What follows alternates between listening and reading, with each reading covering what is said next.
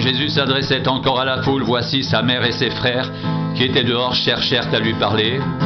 Quelqu'un lui dit, voici ta mère et tes frères sont dehors, ils cherchent à te parler. Mais Jésus répondit à celui qui le lui disait, qui est ma mère et qui sont mes frères? Puis étendant la main sur ses disciples, il dit, voici ma mère et mes frères. Car quiconque fait la volonté de mon Père qui est dans les cieux, celui-là est mon frère, et ma sœur et ma mère.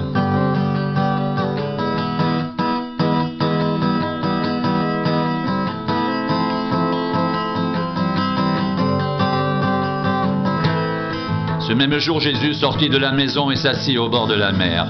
Une grande foule s'étant assemblée auprès de lui, il monta dans une barque et il s'assit. Toute la foule se tenait sur le rivage, il leur parla en parabole sur beaucoup de choses et il dit,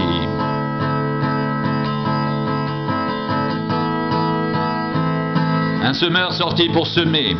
Comme il semait, une partie de la semence tomba le long du chemin, les oiseaux vinrent et la mangèrent.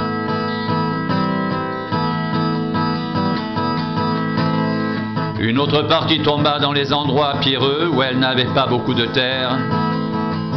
Elle leva aussitôt parce qu'elle ne trouva pas un sol profond, mais quand le soleil parut, elle fut brûlée et sécha, faute de racines.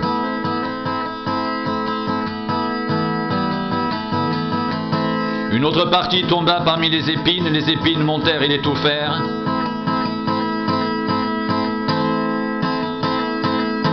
Une autre partie tomba dans la bonne terre. Elle donna du fruit, un grain 100, un autre 60, un autre 30, que celui qui a des oreilles pour entendre, entende.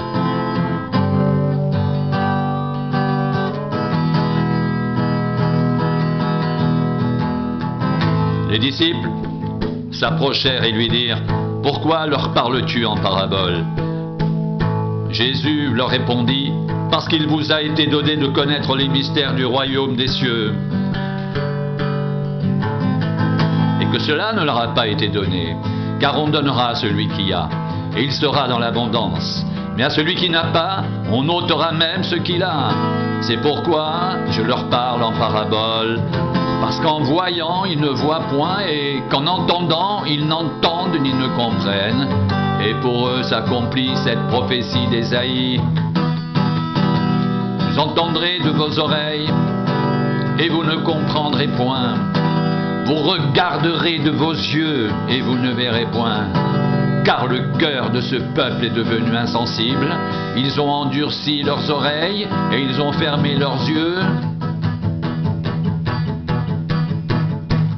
de peur qu'ils ne voient de leurs yeux, qu'ils n'entendent de leurs oreilles, qu'ils ne comprennent de leur cœur, qu'ils ne se convertissent et que je ne les guérisse.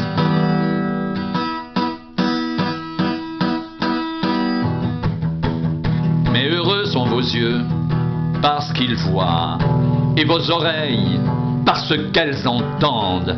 Je vous le dis en vérité, beaucoup de prophètes et de justes ont désiré voir ce que vous voyez et ne l'ont pas vu, entendre ce que vous entendez et ne l'ont pas entendu.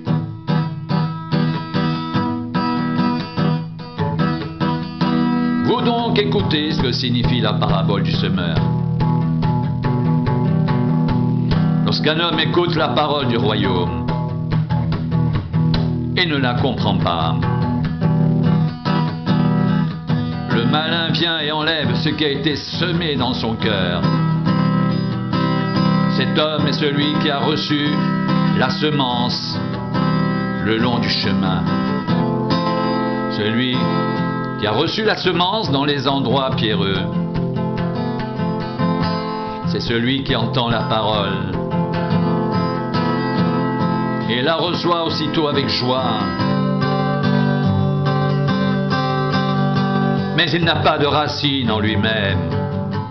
Il croit pour un temps, et dès que survient une tribulation ou une persécution à cause de la parole, il y trouve une occasion de chute.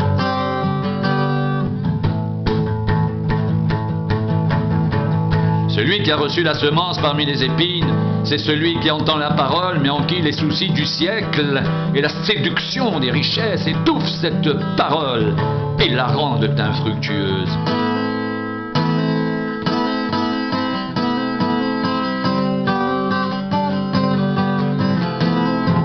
Celui qui a reçu la semence dans la bonne terre, c'est celui qui entend la parole et la comprend.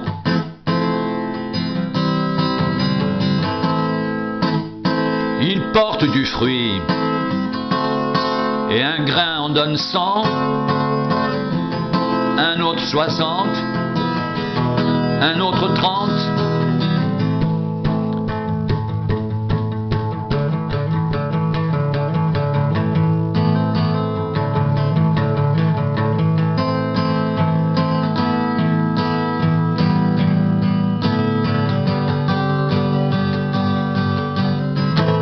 Il leur proposa une autre parabole et il dit: le royaume des cieux est semblable à un homme qui a semé une bonne semence dans son champ. Mais pendant que les gens dormaient, son ennemi vint, sema de l'ivraie parmi le blé et s'en alla.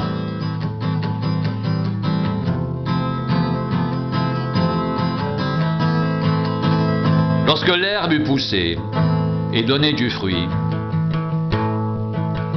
l'ivraie parut aussi.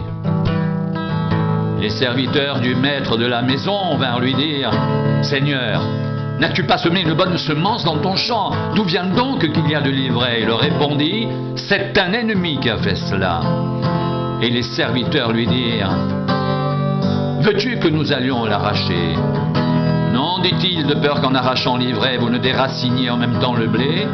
Laissez croître ensemble l'un et l'autre jusqu'à la moisson, et à l'époque de la moisson, je dirai aux moissonneurs: arrachez d'abord l'ivraie et liez-la en gerbe pour la brûler, mais amassez le blé dans mon grenier.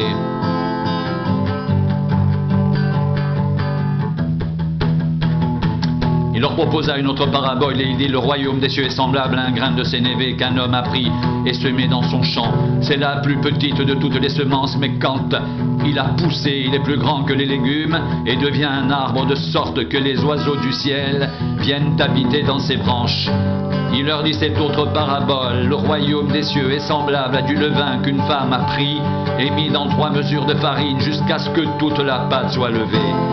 Jésus dit à la foule toutes ces choses en parabole, et il ne lui parlait point sans parabole, afin que s'accomplisse ce qui avait été annoncé par le prophète: j'ouvrirai ma bouche en parabole, je publierai des choses cachées depuis la création du monde. Alors il renvoya la foule et entra dans la maison.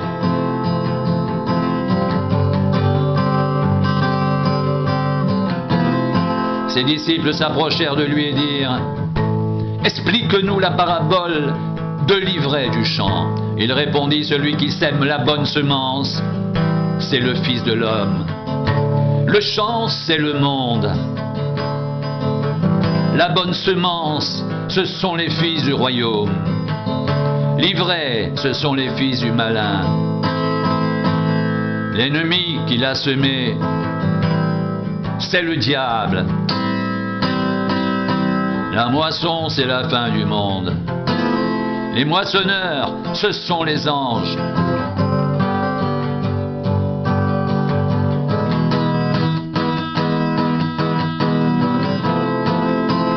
Comme on arrache l'ivraie et qu'on la jette au feu, il en sera de même à la fin du monde. Le Fils de l'homme enverra ses anges qui arracheront de son royaume tous les scandales et ceux qui commettent l'iniquité, et ils les jetteront dans la fournaise ardente, où il y aura des pleurs et des grincements de dents. Alors les justes resplendiront comme le soleil dans le royaume de leur Père.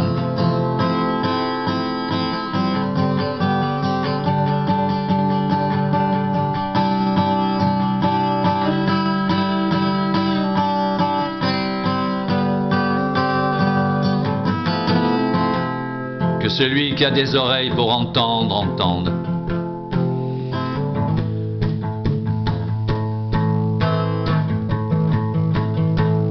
Ses disciples s'approchèrent de lui et dirent: Explique-nous la parabole de l'ivraie du champ.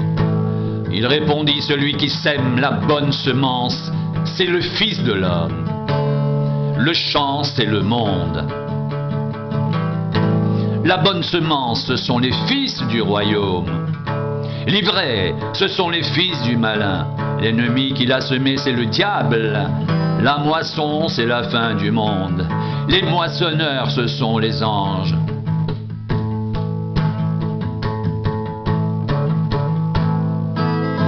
Or, comme on arrache l'ivraie et qu'on la jette au feu, il en sera de même à la fin du monde.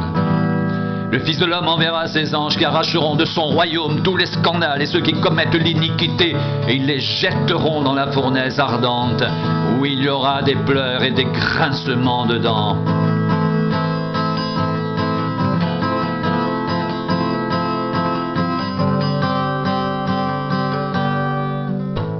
Alors les justes resplendiront comme le soleil dans le royaume de leur Père.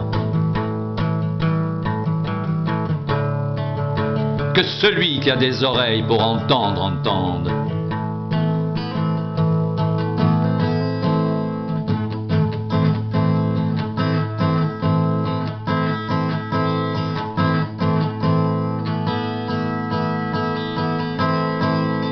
Vous donc écoutez ce que signifie la parole du semeur. Lorsqu'un homme écoute la parole du royaume et ne la comprend pas, le malin vient et enlève ce qui a été semé dans son cœur. Cet homme est celui qui a reçu la semence le long du chemin. Celui qui a reçu la semence dans les endroits pierreux, c'est celui qui entend la parole et la reçoit aussitôt avec joie, mais il n'a pas de racine en lui-même.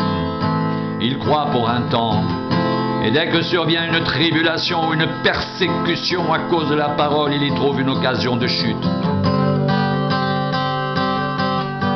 Celui qui a reçu la semence parmi les épines, c'est celui qui entend la parole, mais en qui les soucis du siècle et la séduction des richesses étouffent cette parole et la rendent infructueuse. Celui qui a reçu la semence dans la bonne terre, c'est celui qui entend la parole et la comprend. Il porte du fruit, et un grain en donne 100, un autre 60, un autre 30.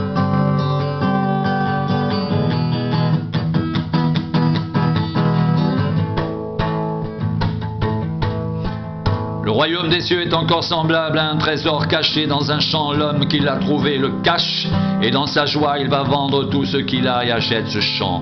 Le royaume des cieux est encore semblable à un marchand qui cherche de belles perles. Il a trouvé une perle de grand prix et il est allé vendre tout ce qu'il avait et l'a acheté. Le royaume des cieux est encore semblable à un filet jeté dans la mer et ramassant des poissons de toute espèce. Quand il est rempli, les pêcheurs le tirent et après s'être assis sur le rivage, ils mettent dans les vases ce qui est bon et ils jettent ce qui est mauvais. Il en sera de même à la fin du monde. Les anges viendront séparer les méchants d'avec les justes et ils les jetteront dans la fournaise ardente où il y aura des pleurs et des grincements de dents. Avez-vous compris toutes ces choses?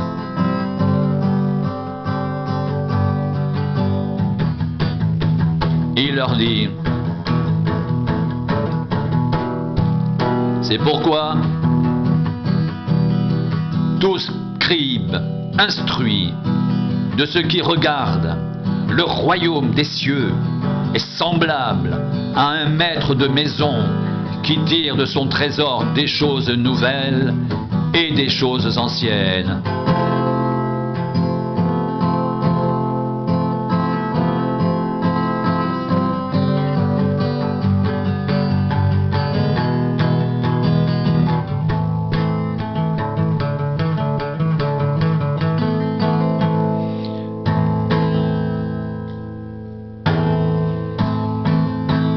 lorsque Jésus eut achevé ses paraboles, il partit de là.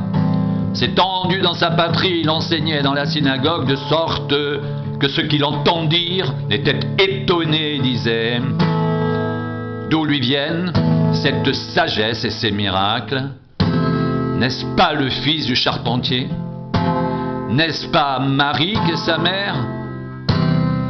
Jacques, Joseph, Simon et Jude, ne sont-ils pas ses frères? Et ses sœurs ne sont-elles pas toutes parmi nous? D'où lui viennent donc ces choses? Et il était pour eux une occasion de chute.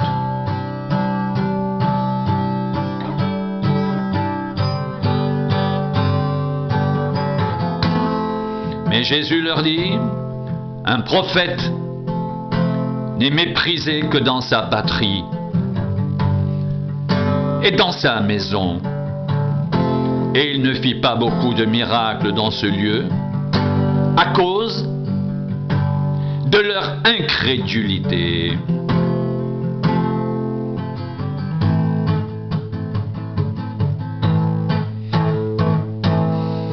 Mais Jésus leur dit: un prophète n'est méprisé que dans sa patrie et dans sa maison. Et il ne fit pas beaucoup de miracles dans ce lieu à cause de leur incrédulité. Un prophète n'est méprisé que dans sa patrie et dans sa maison. Et il ne fit pas beaucoup de miracles dans ce lieu à cause de leur incrédulité.